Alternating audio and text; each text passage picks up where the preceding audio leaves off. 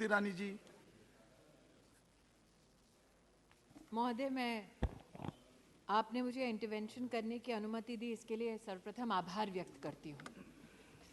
ये अनुमति मैंने आपसे इस आधार पर मांगी,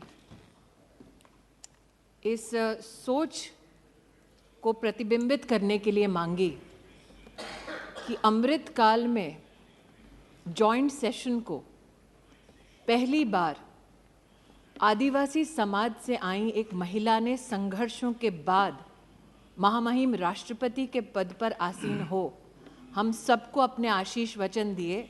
मैं उसके लिए सर्वप्रथम उनका आभार व्यक्त करना चाहती हूँ और महामहिम राष्ट्रपति जी से कहना चाहती हूँ आपके माध्यम से कि वो ना सिर्फ आदिवासी समुदाय का, ना सिर्फ महिलाओं का, बल्कि पूरे राष्ट्र का गौरव है। मैं आज इस सदन में एक सांसद को सुन रही थी जिन्होंने अपने भाषण की शुरुआत ही इन शब्दों से की कि वो महामहिम राष्ट्रपति जी के अभिभाषण का विरोध करते हैं। कहीं ना कहीं मन में ये टीस थी कि महामहिम राष्ट्रपति जी किसी एक राजनीतिक दल से नहीं बल्कि पूरे राष्ट्र के गौरव से, गरिमा से संबंधित हैं। तो जो राष्ट्र का सबसे उत्तम प्रतीक है, उनका विरोध इस सदन में, उनके भाषण का विरोध इस सदन में क्यों हो, ये मेरे मन में प्रश्न निश्चित रूप से उठा। लेकिन अगर महामहिम राष्ट्रपति जी के अभिभाषण के पहले पृष्ठ को हम सब पढ़ें तो अमृत काल में स्वर्णिम शब्दों में भारत के भविष्य को उन्होंने उल्लेखित किया। एक तरफ आत्मनिर्भरता की बात की और दूसरी ओर मानवीय कार्यों की बात की। और राष्ट्रपति जी ने अपने अभिभाषण में एक नागरिक होने के नाते विशेष, मैं इस बात का गौरव करती हूँ कि supreme commander of arm forces ने भारत में पहली बार भारतीय सेना के परमवीर चक्र विजेताओं के नाम पर अंडमान में जो 21 द्वीपों का नामकरण हुआ उसका उल्लेख किया और अपना आनंद व्यक्त किया। ये हमारे पूरे देश के लिए गर्व का विषय है। महामहिम राष्ट्रपति जी ने एक तरफ नेशनल वॉर मेमोरियल का उल्लेख किया और दूसरी ओर उन्होंने हम सबको याद दिलाया कि हमारी नौसेना को अब छत्रपति शिवाजी महाराज का दिया हुआ प्रतीक चिन्ह मिला है, जो अब उनकी ध्वजा पर लहराता है, भारत की शान बढ़ाता है। और महामहिम राष्ट्रपति जी के इस उद्बोधन में, अभिभाषण में मात्र 2-3 बिंदुओं पर मैं अमेठी की सांसद के नाते भी आपकी अनुमति से आभार व्यक्त करना चाहती हूँ। राष्ट्रपति जी ने अपने अभिभाषण में एक श्लोक कहा था, ग्रंथों का उल्लेख कर उन्होंने कहा कि अयम निजः परो वेति गणना लघु चेतसाम, अर्थात अपना ये है पराया ये, ऐसी सोच होना उचित नहीं। और राष्ट्रपति जी के इसी संकल्प, इसी चिंतन को चरितार्थ किया है मोदी सरकार ने। इसलिए अमेठी की सांसद होने के नाते हमारे यशस्वी प्रधान सेवक का मैं आज विशेष आभार व्यक्त करती हूँ, क्योंकि अपने पराये की सोच से परे हटकर मेरे संसदीय क्षेत्र में महामहिम राष्ट्रपति जी के अभिभाषण को अगर मैं अमेठी की दृष्टि से देखूं तो हमने क्या पाया, क्योंकि 50 वर्ष खोया बहुत मेरे संसदीय क्षेत्र ने। आज इस सदन में एक सज्जन जिनको अमेठी ने मैजिक दिखाया और विधानसभा के चुनाव में 4 विधानसभा क्षेत्रों की सिक्योरिटी डिपॉजिट भी जब्त कराई, ऐसे सज्जन ने हमारे प्रधान सेवक पर कटाक्ष किया। लेकिन मैं अमेठी की ओर से आज इस बात का उल्लेख निश्चित रूप से करना चाहती हूं कि जब रूस के साथ भारत में शस्त्र की दृष्टि से नई तकनीक का संचार हो तो 5,000 करोड़ की लागत की असॉल्ट राइफल की फैक्ट्री अमेठी तब आई जब सांसद भारतीय जनता पार्टी का नहीं था बल्कि कांग्रेस पार्टी का था। राष्ट्र के संरक्षण के लिए अपने पराये का भेद ना कर ये उत्तम उदाहरण मेरे संसदीय क्षेत्र में प्रस्तुत करने के लिए मैं देश के प्रधान सेवक का आभार व्यक्त करती हूँ। महामहिम राष्ट्रपति जी ने अपने अभिभाषण में नारी की प्रतिभा, नारी के योगदान और राष्ट्र के भविष्य के निर्माण में नारी की भूमिका को उल्लेखित किया है। आज इस सदन में हमारी एक वरिष्ठ नेता हैं जो निश्चित रूप से महिलाओं की दृष्टि से महामहिम राष्ट्रपति जी के अभिभाषण पर अपने विचार व्यक्त करेंगी, लेकिन एक छोटा सा अपनी ओर से मेरा प्रयास है कि इस सदन को मैं अवगत कराऊं कि ग्रामीण अंचल में महिलाएं जो सेल्फ हेल्प ग्रुप के माध्यम से अपने परिवार को आर्थिक रूप से सशक्त करती हैं, उनका यूपीए के कार्यकाल में और मोदी सरकार में क्या स्थान रहा। हम सब इस बात को जानते हैं कि एक सदस्य ने यहाँ चुनाव का उल्लेख किया कि एक चुनाव से पहले एक बहुत ही प्रचलित इंटरव्यू था जिसमें विमेन्स एम्पावरमेंट की बार बार बात हुई, लेकिन वो शब्द धरती पर कितने फलीभूत होते हैं उसका मैं एक प्रमाण यहाँ देना चाहती हूँ। 2009 से लेकर 2014 तक देश भर में सिर्फ 19 लाख सेल्फ हेल्प ग्रुप्स को भारत सरकार से सहायता मिलती थी। मोदी सरकार में ये संख्या बढ़कर अब 81 लाख हो गई है। 2009 से लेकर 14 तक जो राशि इन सभी सेल्फ हेल्प ग्रुप्स को दी गई वो लगभग 80,000 करोड़ थी, लेकिन मोदी सरकार में 2014 से लेकर 2022 तक ये राशि बढ़ाकर 4,93,000 करोड़ रुपया की गई। मैं प्रधान सेवक जी का विशेष आभार व्यक्त करती हूँ कि विमेन्स डेवलपमेंट के मात्र नारे को ट्रांजिशन करके राष्ट्र का अगर उत्थान करना है तो उसमें अहम भूमिका नारी की होनी चाहिए। मात्र इस एक सेल्फ हेल्प ग्रुप के आवंटन से ही आज वो प्रतिबिंबित होता है कि नारी और विशेषतः ग्रामीण अंचल की महिला की प्रतिभा पर देश के प्रधान सेवक को कितना नाज है और कितना विश्वास है। महोदय, स्वास्थ्य मंत्री जी यहाँ उपस्थित हैं। मैंने सदन में पहले भी कहा, आज भी कहती हूँ, हमारे समाज में ग्रामीण अंचल में गरीब तबके में महिला को अगर आप कभी पूछें साल 2014 से पहले कि क्या सार्वजनिक रूप से सर्विक्स कैंसर का और ब्रेस्ट कैंसर का कहीं भी उल्लेख होता था, ग्रामीण अंचल और गरीब तबके की महिला ये कहेगी कि इसका उल्लेख सामाजिक दृष्टिकोण से ना हो, ऐसा नहीं था। साधन उपलब्ध नहीं थे गरीब महिला को, इसलिए वो चर्चा में इस विषय को नहीं लाती थी। आज भी हजारों सैकड़ों महिलाएं ऐसी हैं कि अगर बुखार भी आ जाए तो अपनी नहीं अपने परिवार की पहले चिंता करती है।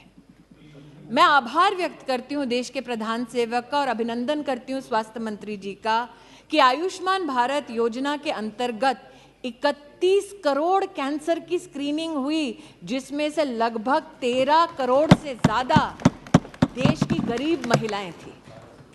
ऐसा नहीं था उस महिला को पता नहीं था कि ब्रेस्ट का कैंसर हो, सर्विक्स का कैंसर हो तो उसे किस प्रकार की सुविधा चाहिए। वो बोझ नहीं बनना चाहती थी, चर्चा नहीं करना चाहती थी, तिल तिल कर मरती थी। आज आयुष्मान भारत के माध्यम से उसे ये सुरक्षा का कवच दिया, ये आत्मीय और मानवीय काम किया। इन्हीं मानवीय मूल्यों का उल्लेख महामहिम राष्ट्रपति जी के अभिभाषण में था। चूंकि स्वास्थ्य मंत्री यहाँ बैठे हैं, अध्ययनशील है, निशिकांत जी का आज मैंने भाषण सुना, वो मैजिक ऑफ नंबर्स की बात कर रहे थे, 50 लाख से लेकर 90 करोड़ की यात्रा का उल्लेख कर रहे थे। अब हम संसदीय क्षेत्र जो मुख्यतः ग्रामीण है वहाँ से हैं, एक मैजिक वहाँ भी हुआ। और महोदय, आपकी अनुमति से निशिकांत जी ने आज कहा वो सब ऑथेंटिकेट कर सकते हैं, कुछ कागज मैं भी लाई। 1981 में एक फाउंडेशन ने, जो काफी विख्यात है अमेठी में, उन्होंने लगभग 40 एकड़ जमीन ली और वहां की सरकार से कहा, तब सरकार किसकी थी, जो इतिहास के विद्यार्थी हैं वो भली भांति जानते हैं, उसकी प्रति मेरे हाथ में है। वहां पर यह कहा गया कि आप जमीन दे दो 40 एकड़ हमें और हम अमेठी की गरीब जनता के लिए एक मेडिकल कॉलेज बना देंगे। अब 40 एकड़ जमीन का मैजिक 623 रुपए में।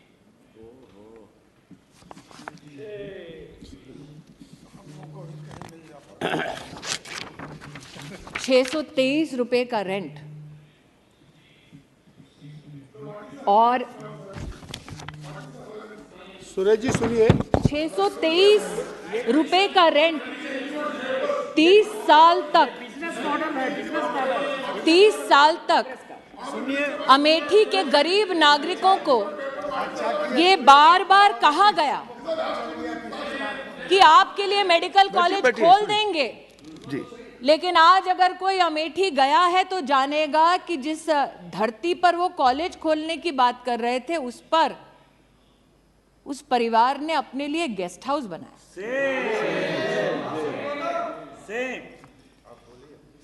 मैंने स्वास्थ्य मंत्री जी का उल्लेख इसलिए किया कि अपना और पराये का भेद न हो।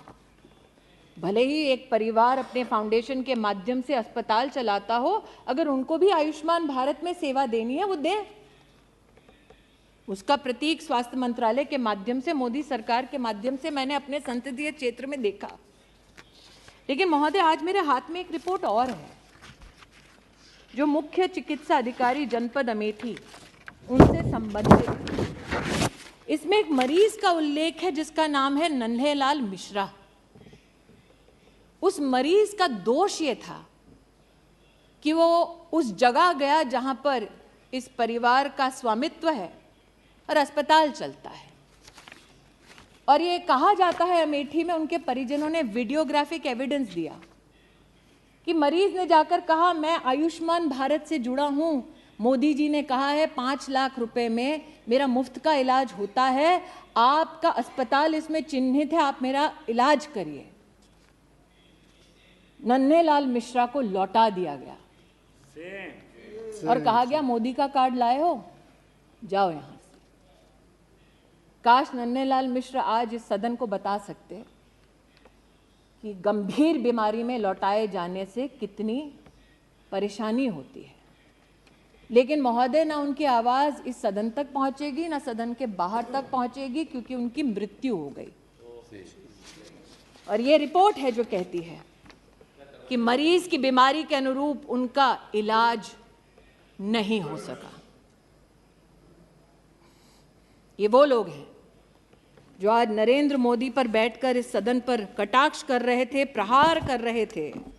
इन लोगों ने एक सज्जन को उस संसदीय क्षेत्र में जहां 50 साल इनका राज रहा, आदमी को मरने दिया क्योंकि उसके पास आयुष्मान भारत का कार्ड था। 623 रुपए प्रतिवर्ष 40 एकड़ जमीन पर आज भी विराजमान है। लेकिन आभार व्यक्त करती हूं देश के प्रधान सेवक का, अमेठी को पहला मेडिकल कॉलेज 290 करोड़ से ज्यादा की लागत पर अगर किसी ने दिया तो मानवीय मूल्यों का परिचय देते हुए नरेंद्र दामोदर दास मोदी ने दिया। यहां बहुत ठहाके लगाए गए कि कोई यात्रा पे निकला था, इसलिए उनको लोगों ने कहा कि भैया ज़मीन हमारी जा रही है। मैं उनसे कहना चाहती हूँ, अगर गरीब की इतनी चिंता है तो पहले सम्राट साइकिल, अद्भुत दृश्य था महोदय। सिर्फ 1980 के दशक में अस्पताल के नाम से झांसा नहीं दिया गया, कहा गया आइए इन्वेस्ट कीजिए, अपनी फैक्ट्री खोलिए, और फैक्ट्री खुलवाई गया। मुझसे ज़्यादा अर्थशास्त्र के ज्ञानी निशिकांत जी, इसलिए वो मैजिक बता पाएंगे कैसे हुआ। कहा गया आइए फैक्ट्री लगाइए, फैक्ट्री का शिलान्यास करने हम आएंगे, फीता काटेंगे। अचानक फैक्ट्री वो बंद हो जाती है और ज़मीन फाउंडेशन को चली जाती है। फैक्ट्री की ज़मीन है ताकि वहाँ पर नया साधन, इंडस्ट्रियल खड़ा हो सके, मैन्युफैक्चरिंग हो सके, कागज पर दस्तावेज पर चिन्हित है कि आप यहाँ पर सिर्फ कमर्शियल एक्टिविटी कर सकते हैं, लेकिन अचानक वो जमीन परिवर्तित हो जाती है परिवार के पास, और वो परिवार नहीं अभी है भाई साहब, अभी बताती हूँ और डेट्स, वो परिवार उस जमीन को लेता है, उनके फाउंडेशन में लिखा आप कमर्शियल एक्टिविटी नहीं कर सकते, इतने साल वो जमीन खाली नहीं करते। वहां का किसान कोर्ट जाता है इस परिवार के खिलाफ, कोर्ट का आदेश लाता है और वो उस आदेश का हनन करते हैं, आज भी उस जमीन पर बैठे हैं और इस सदन में आकर गरीबों की बात करते हैं। ये एक और आज यहाँ पर नहीं सुरेश जी को समझ आ रहा है, नहीं है, ये भी प्रति है महोदय, ये भी प्रति है महोदय।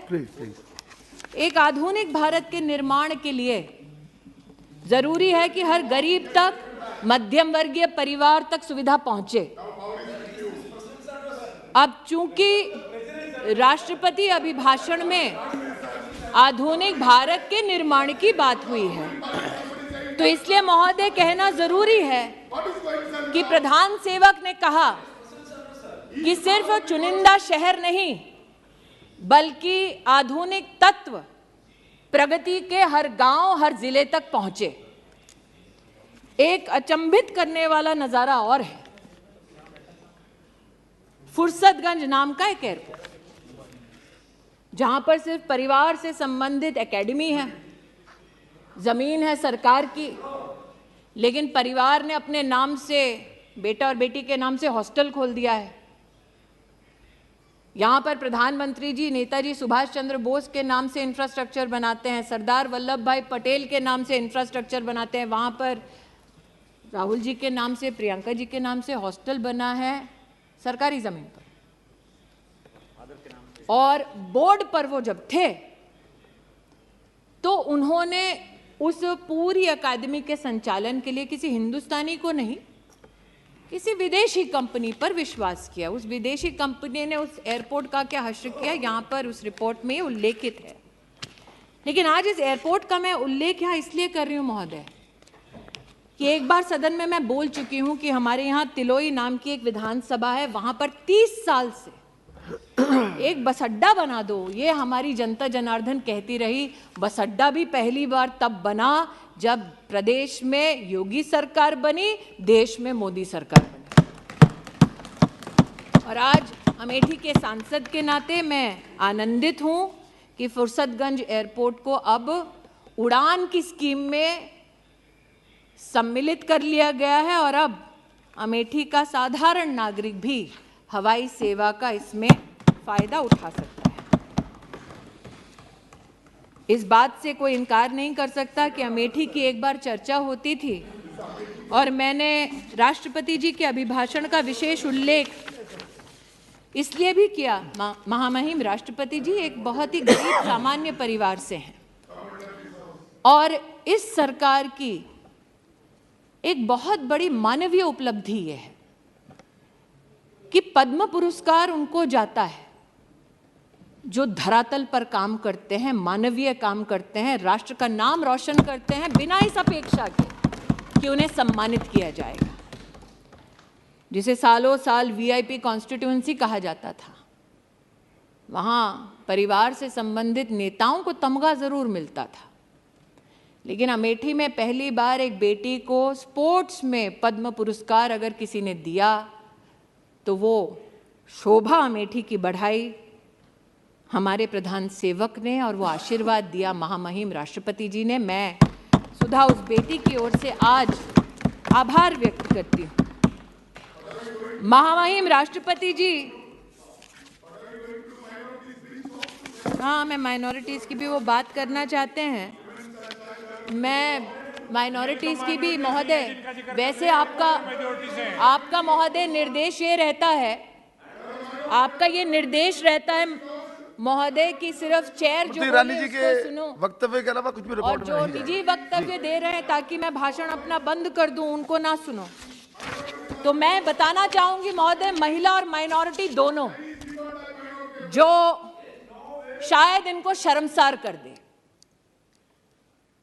हज की कल ही पॉलिसी देश में प्रस्तावित हुई और जब इनकी सरकार थी, जो इस वक्त चिल्ला रहे हैं, तब हज की एक एक एप्लीकेशन के लिए पैसा लिया जाता था। जो हज पे नहीं जा रहा उससे भी पैसा लिया जाता था और पहली बार फॉर्म के लिए पैसा गरीब मुसलमान को ना भरना पड़े, ऐसी पॉलिसी मोदी सरकार लाई। 50,000 रुपए हज की यात्रा, उसमें कम खर्चा करना पड़ेगा गरीब को, यह भी कदम मोदी सरकार ने उठाया और भारत की तिजोरी से पैसा निकालकर ये नहीं किया, अनुशासित प्रशासनिक ढांचे के माध्यम से ये किया। आज जिस लोन की ये बात करते हैं, जब इनकी सरकार थी तो मात्र 100 करोड़ का लोन इन्होंने दिया अपनी सरकार में। मोदी सरकार ने माइनॉरिटी में 21,000 से ज्यादा छात्रों को 280 करोड़ रुपया से ज्यादा पैसा दिया। ये छलते रहे देश में माइनॉरिटीज को, ये कहते हुए कि ये इनके हमदर्द हैं। और आज जो मुझसे पूछते हैं कि आपने क्या किया, महिला का अगर आप जेंडर बजट देखें महोदय, तो 2014 में जब इनकी सरकार थी और जो बजट अभी घोषित हुआ है, उस पूरे बजट में जेंडर बजट एक एक मंत्रालय में 130% का इजाफा हुआ है। जवाब दें कि जब इनकी सरकार थी तब इन्होंने महिला को केंद्र बिंदु बनाकर इस प्रकार का आवंटन क्यों नहीं किया। मैं आज दिनकर जी को याद करती हूं। राष्ट्रकवि ने कहा था, प्रण करना है सहज, कठिन है लेकिन उसे निभाना। सबसे बड़ी जांच है व्रत का अंतिम मोल चुकाना। संकल्प मोदी ने किया और इसीलिए आज कीमत चुकाते हैं जब आप बिना किसी तथ्य के उन पर कटाक्ष करते हैं, उन पर आरोप मढ़ते हैं। जिन्होंने आज इस सदन में आरोप मढ़ा वो बताएं कि 40 एकड़ भूमि पर आज भी 623 रुपए क्यों देते हैं, वो भूमि छोड़ते क्यों नहीं और सरकार को वो भूमि लौटाते क्यों नहीं। जिन्होंने आज इस सदन पर कटाक्षों की लहर गिना दी, उनसे पूछती हूं, सम्राट साइकिल अमेठी के किसानों की जमीन आज भी क्यों उस खानदान ने हड़पी है, लौटाते क्यों नहीं कोर्ट ऑर्डर के बावजूद। लेकिन ये मात्र जमीनों की बात नहीं है महोदय, कुछ और तथ्य हैं जो इनको शर्मसार करेंगे। जहां 50 साल एक खानदान ने प्रतिनिधि बनकर इस देश की संवैधानिक स्थानों पर, कुर्सियों पर हक जताया, उन लोगों का उन्होंने क्या हश्र किया, आज मैं बताना चाहती हूं। महामहिम राष्ट्रपति जी ने अपने अभिभाषण में कहा कि प्रतिदिन सरकार प्रधानमंत्री आवास योजना के अंतर्गत 11,000 घर बनाती है। मैं कहना चाहती हूं कि अमेठी में महोदय 93,000 घर हमारी सरकार ने बनाकर दिए। मतलब लगभग 4 लाख लोगों के पास अमेठी में सर पर छत नहीं थी महोदय, जहां 50 साल इन लोगों का राज रहा। महोदय, आज मैं बताना चाहती हूं, महामहिम राष्ट्रपति जी ने अपने अभिभाषण में उल्लेख किया कि 55,000 गैस के कनेक्शन प्रतिदिन दिए गए सरकार द्वारा। अमेठी में 2,14,440 लोगों को जीवन में पहली बार गैस का कनेक्शन तब मिला जब मोदी की सरकार बनी। ये जानना चाहते हैं क्यों मैं अपने लोगों की बात करूं, क्यों ना करूं। महामहिम राष्ट्रपति जी ने उल्लेख किया कि गरीब को मुसीबत के वक्त मुफ्त का राशन मोदी सरकार ने पहुंचाया। इस वर्ष 2 लाख करोड़ का व्यय हो रहा है। मेरी लोकसभा क्षेत्र में 18,72,000 लोग ऐसे हैं जिनको मुफ्त का राशन मिल रहा है। मैं उनकी ओर से आभार व्यक्त करती, क्यों ना करूं। 305 किलोमीटर सड़कें सिर्फ मेरे एक जनपद में बनी है महोदय। 5 गांवों का नाम सुना देती हूं। 50 साल में इन 5 गांवों तक कभी सड़क नहीं पहुंची थी। जवाब देना पड़ेगा इन लोगों को जो बड़ी बड़ी डींगे हाँकते थे कि अपने ही संसदीय क्षेत्र में। मैंने महोदय सुना था हिंदी में, दिया तले अंधेरा, चोर की दाढ़ी में तिनका, उल्टा चोर कोतवाल को डांटे। आज इन सारी हिंदी की जितने भी हमारी प्रोवर्ब्स हैं, उनका एक दर्शन मैंने यहां किया है। उनको जवाब देना पड़ेगा। 5 गांव के नाम भी बता देती हूं जहां सड़क ही नहीं पहुंची कभी। इसलिए महोदय, आज महामहिम राष्ट्रपति जी के अभिभाषण पर आभार मैं इसलिए व्यक्त करती हूं कि देश में पहली बार आदिवासी समुदाय की एक बेटी को, एक महिला को राष्ट्र के सबसे उच्च संवैधानिक पद पर मात्र नरेंद्र भाई मोदी के प्रयासों से पहुंचाया गया। इतना ही संतोष नहीं कर रही हूं, मैं गौरव करती हूं इस बात का कि अगर आप समुचित सरकार का आदिवासी क्षेत्र के लिए बजट देखिए तो जब कांग्रेस की सरकार थी तो 19,000 करोड़ रुपया खर्चा करते थे, पूरी सरकार को कहते थे, और जब मोदी जी की सरकार बनी तो 88,000 करोड़ रुपया मात्र आदिवासी परिवारों के लिए हमारी सरकार ने व्यय किया। क्योंकि मैंने दिनकर जी का उल्लेख किया तो आप तो वरिष्ठ हैं महोदय, आप राष्ट्र कवि का कई बार कई भाषणों में उल्लेख भी कर चुके हैं, कई चर्चाओं में उनका उल्लेख कर चुके हैं। उन्होंने कहा था कि सच है विपत्ति जब आती है कायर को ही दहलाती है। वो कौन था जो कहता था विदेश से वैक्सीन लाओ? वो कौन था जो कहता था हिंदुस्तान की वैक्सीन ना लगाओ? और वो कौन था जिसने कहा कि विदेश पर नहीं अपने देश पर भरोसा करो, वैक्सीन यहां बनाओ और हर हिंदुस्तानी को मुफ्त लगाओ? उस शूरमा का नाम मोदी। इसलिए आज इतना ही कहती हूं कि विघ्नों को गले लगाया, कांटों में राह बनाया, और इसीलिए कांटों में राह बनाने के लिए और भारत के नवनिर्माण के संकल्प के साथ संकल्पित अमेठी को भी आशीर्वाद देने के लिए मैं देश के प्रधान सेवक का आभार व्यक्त करती हूँ, अभिनंदन करती हूँ, और महामहिम राष्ट्रपति जी को इस सदन के माध्यम से कहना चाहती हूँ पुनः कि वो सिर्फ महिलाओं का नहीं, सिर्फ आदिवासी परिवारों का नहीं, बल्कि राष्ट्र का गौरव है। और अमृत काल में हमारे राष्ट्र में इसी प्रकार की महिला और सामाजिक परिस्थितियों से उत्थान करने वाली महिला का उल्लेख बार बार हमारे इतिहास में स्वर्णिम अक्षरों में हो। अमृत काल में मेरी प्रभु से यही प्रार्थना है। महामहिम राष्ट्रपति जी को बड़े गौरव के साथ चरणों में शीश झुका के उनके अभिभाषण के लिए आभार व्यक्त करती हूँ। श्री कार्ति चिदम्बरम जी।